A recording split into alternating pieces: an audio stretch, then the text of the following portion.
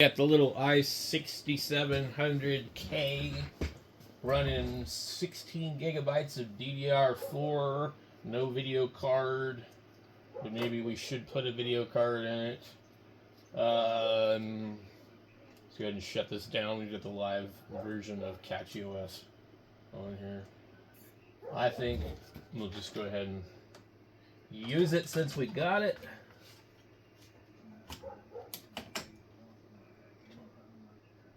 And we just need to put the screw that I was using on the other card. I had a 750 Ti in here before. I kind of like not having a card in here.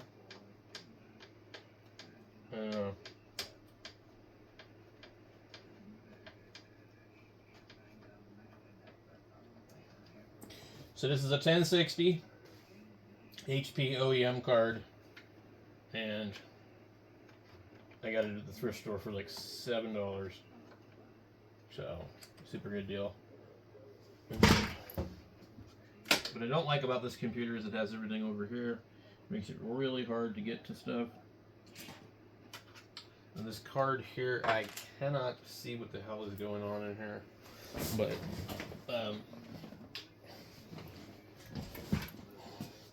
there's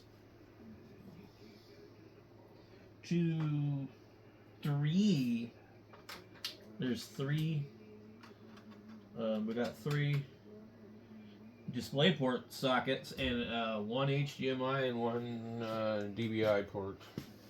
But I really don't need this card, to be honest.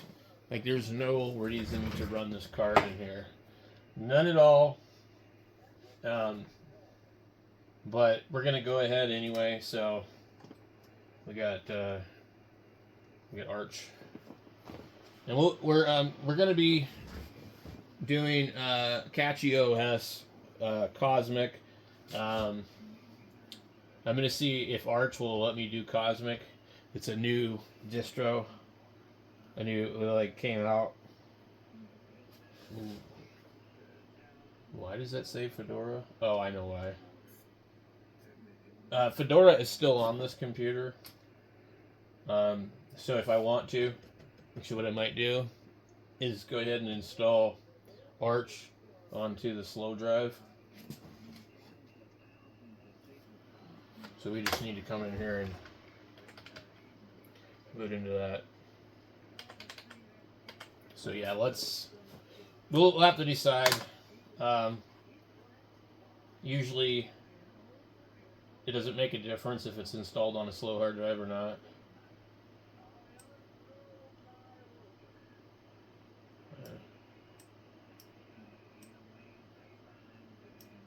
Okay, we're going to go into the boot menu. Get that one there. It seems like it's always got to be the one that says UEFI. I do not like System D.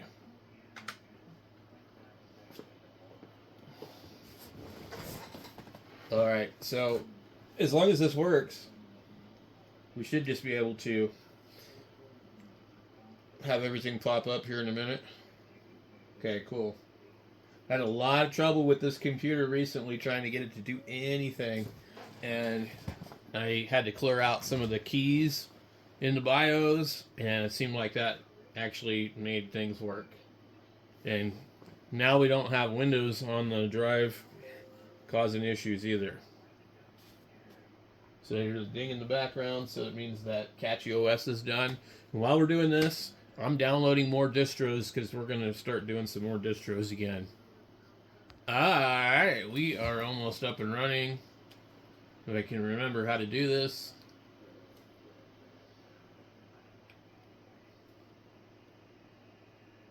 Okay.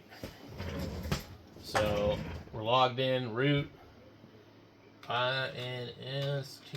INSTAL Arch. Or is it Arch install? It's Arch install. Ba-boom. Fetching Arch Linux package database. Okay. Now, let me zoom in here for those that have never done this before. So when you download Arch, It's not like it is back in the day. You just type in Arch install or install Arch. I can't remember. Arch install Arch. One of the two. That gets you to the screen. Okay? And let's see. So, what you'll need to do, you select your language. Click enter. Enter. You scroll down with your keyboard. If everything is what you want, you're good. Mirrors and repositories, push enter. Select region. You don't have to do this.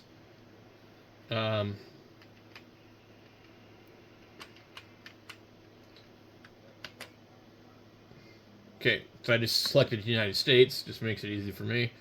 If you want to add custom servers, you can do that here. Optional repositories. I'm gonna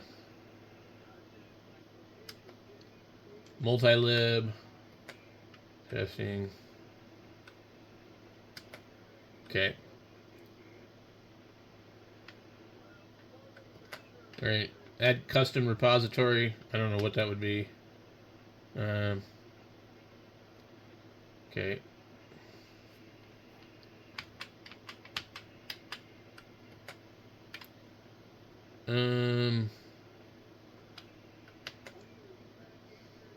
So I don't think it would need to do any of that, but anyway, disk configuration. So you get your mirrors, locals, mirrors, repositories. Okay, and when you do the repositories, that's when it asks you if you want to add optional, and then customs, and back, disk configuration. So it allows you to choose your partitioning. This configuration type, use best effort default partitioning. Manual partitioning if you want to do that. I hate partitioning because it doesn't make real good sense to me. Like I don't wrap my head around it. So I just use that. It shows you what it's going to do. It shows you which disk it will do. Including it'll attempt to even do it on your other drive. Basic data partition, primary NTFS. So you got SDA1. I don't know if there's anything on that big hard drive. I don't think there is, but so I think we'll just use the large slow drive.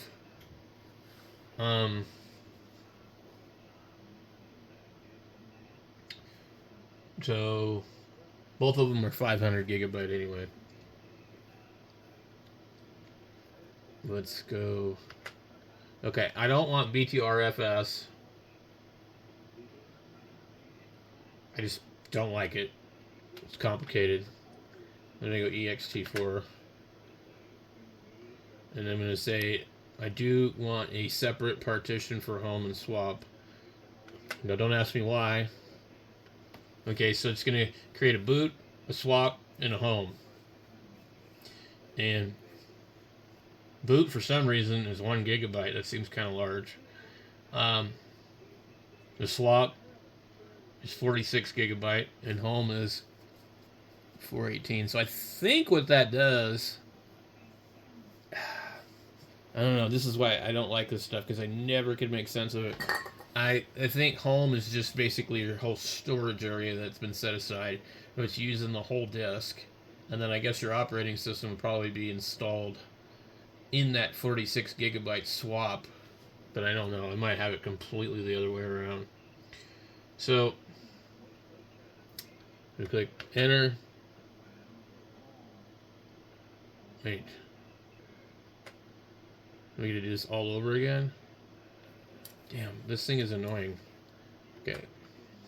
We do. We need to go back through it. ext4. Yes. Okay. So then I guess we're just supposed to scroll down to LVM. I don't know what that is. Okay. Enter.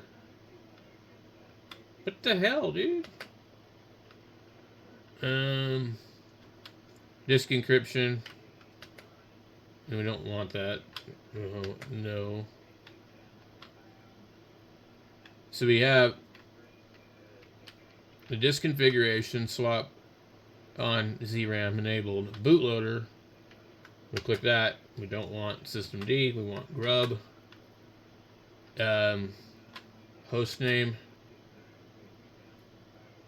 Actually, I'm gonna just call it Arch Linux, or we like add some other name to it.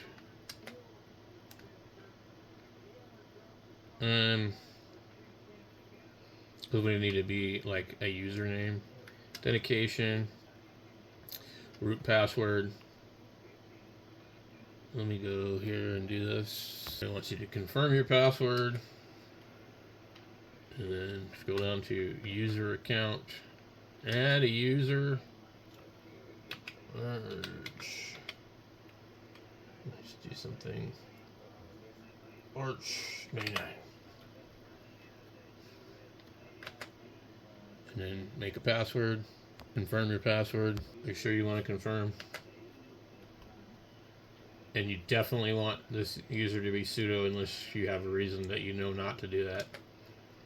Okay. Scroll down to confirm and exit. And then, so scroll down, I don't know what that is. So we go back. So we get host name, authentication. I don't know what that is. Okay. So that's authentication. It's been a while since I've done this. The profile.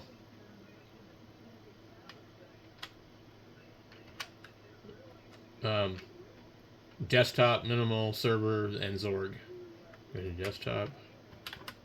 And then now you can pick whatever desktop you want. Awesome, Beastbun, Budgie, Cinnamon, Cutefish, Deepin, Enlightenment, GNOME, Hyperland, KDE Plasma, LABWC, LXQT, Mate, Nuri, Qtile, River, Sway, XFC, E4, X, Monad. I don't really want any of these. But I'll probably just go with GNOME. I don't know what Enlightenment is. I should look that up. I think I might actually go with it. It's not all fancy looking, but I'll just go with it. We haven't tried it that I'm aware of. Okay.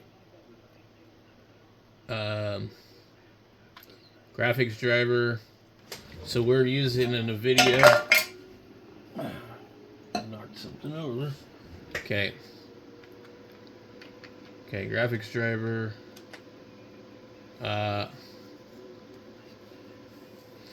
All open source. Intel open source. NVIDIA open source. I honestly don't know. Let's go with all. And then the greeter. I don't think we need to change that. Applications.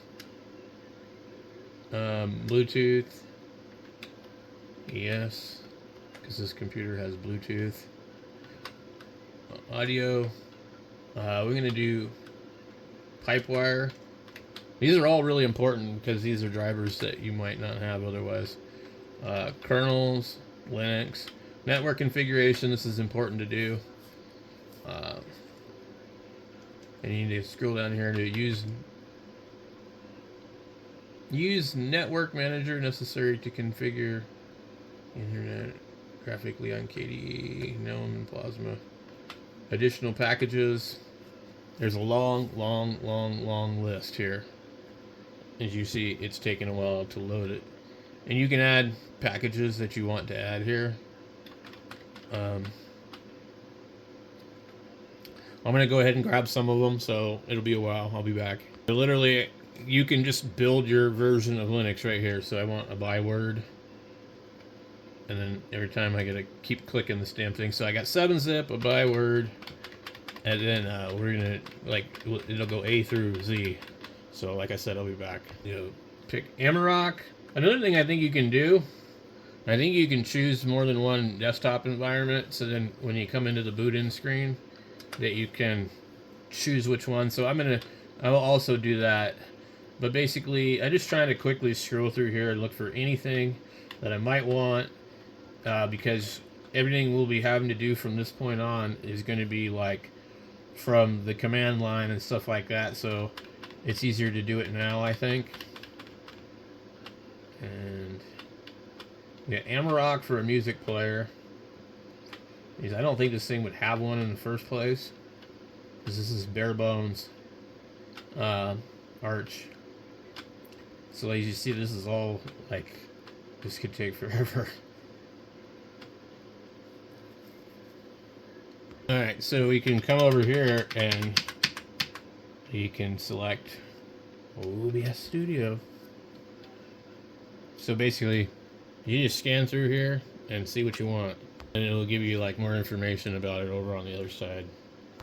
I'm all the way to the P, so I think we'll do.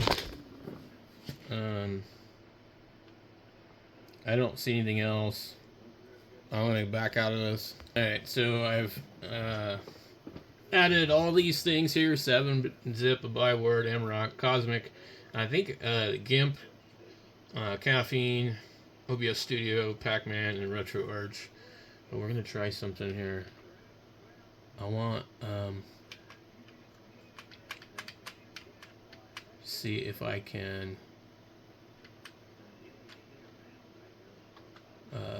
bootloader, hostname, profile. Let's go to profile and see if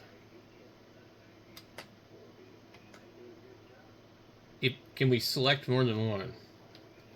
Let me see if we can select more than one. We can. So we can do GNOME and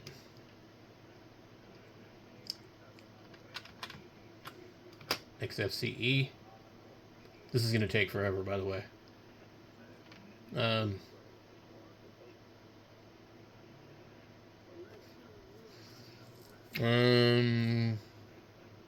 Yeah, that'd be it for me. Linux QTE is not bad. Okay. So now, hit enter.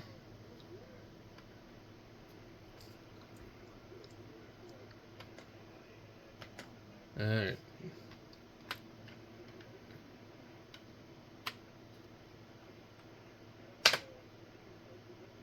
Okay, we hit the back. Okay, kernels, additional packages, time zone. Okay, you can do either UTC or you can do your actual, like, in my case, USA, Arizona. And then automatic time sync, and then save configuration.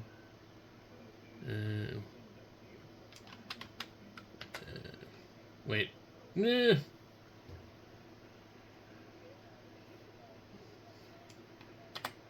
We don't want that. I just want to click install. I forgot. Okay. Yes. If you scroll through here, it will actually show you everything. This is all stuff that you would have to be doing by command line. And now it's going to format our disk, and it's going to start doing its thing. So we're 19 minutes into this process, so if you take your time and you really go through this, you might spend 20-30 minutes or so, you know, just making sure that you have it right. I think this is kind of a little bit of a better process than like some of the other ways of doing it. I've done this a million times. I've done it each time to try out a different desktop.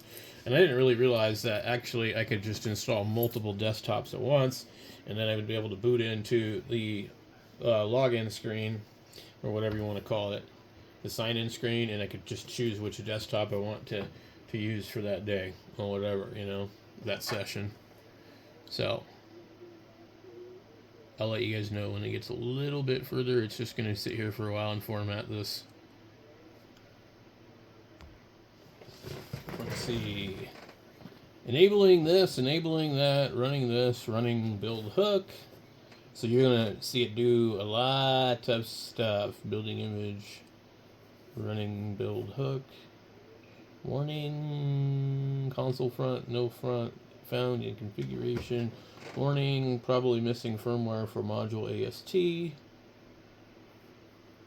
Warning, I can't even, missing firmware for module.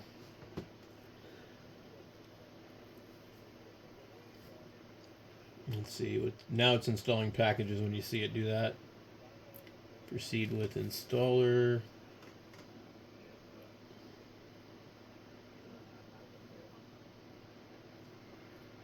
Copying user grub 886 64 EFI. Blah, blah, blah, blah, blah, blah, blah, blah. No error reported. What did it say? It goes so fast it's really kind of hard to read. So apparently this computer works pretty quickly.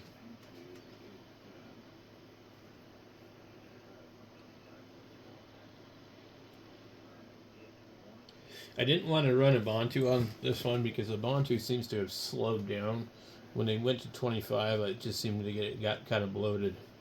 So